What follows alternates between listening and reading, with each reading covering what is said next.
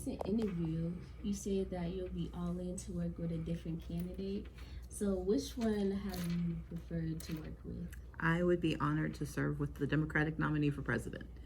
My belief is that we have an incredible slate of candidates, and I would be honored to be considered as a running mate. But I'm of the very strong belief that anyone who's running is quite qualified to be the next president of the United States.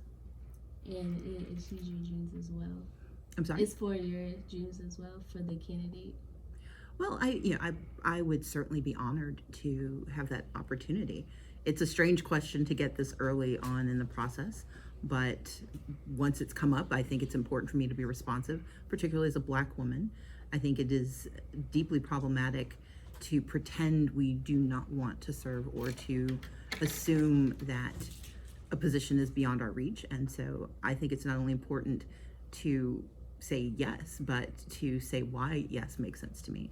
I would like to serve, and this is an opportunity if it is presented. Definitely.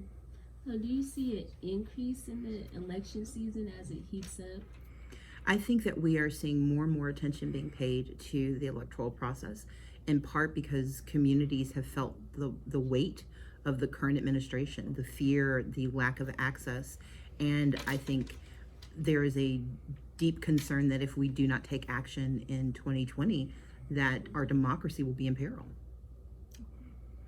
So in your recent talk, do you think the Democratic Party would be able to do that, and how they can use that to their leverage against the Republicans?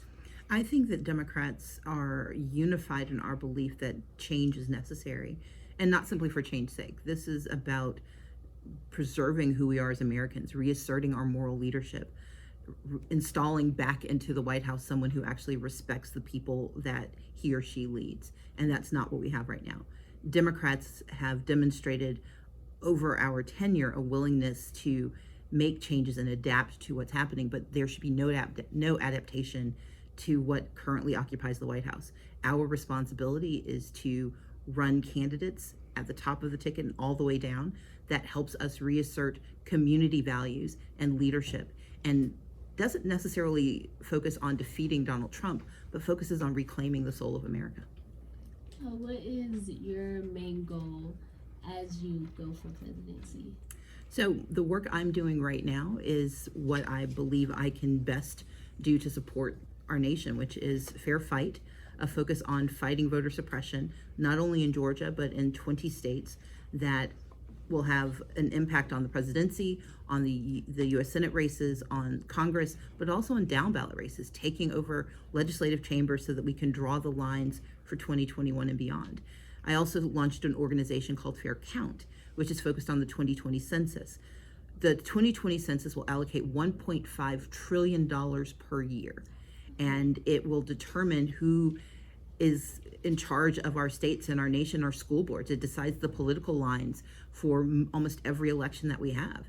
And if we are not counted in the 2020 census, especially as people of color, particularly as Black communities, then we not only lose out on political power, we lose out on economic investment.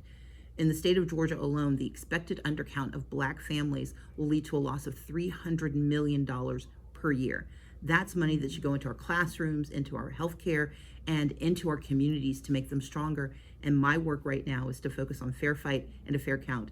And if the nominee for president wants me to support his or her administration, I would be honored to do so. Well, do you think there is a change going on right now in our country? Absolutely. I think we are in the midst of a demographic change, which is causing fear on the part of some who are used to having power, but who are also afraid of change. And on the other hand, we have communities that are growing in power that have not necessarily had a long history of civic participation because laws have long precluded their full investment and involvement. My mission is to ensure that we become a nation that fully accepts and, more importantly, promotes our full democracy. And that means everyone who is eligible is allowed to vote. Everyone who's here is counted. And our leadership reflects the values of our nation. Well, thank you, Ms. Thank you.